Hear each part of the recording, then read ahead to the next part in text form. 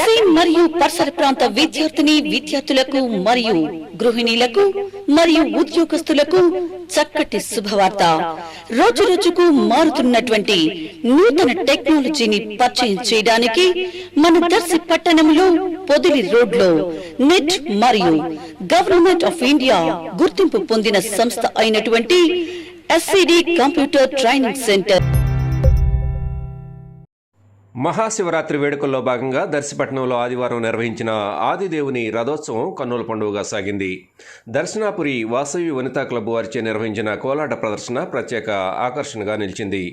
Vanitha club అధ్యక్షులు మునగా లక్ష్మీకుమారి, ప్రధాన కార్యదర్శి తల్లం సావిత్రి, కోశాధికారి పరుచూరి దుర్గాకుమారి తదితరులు కార్యక్రమాన్ని పర్యవేక్షించారు.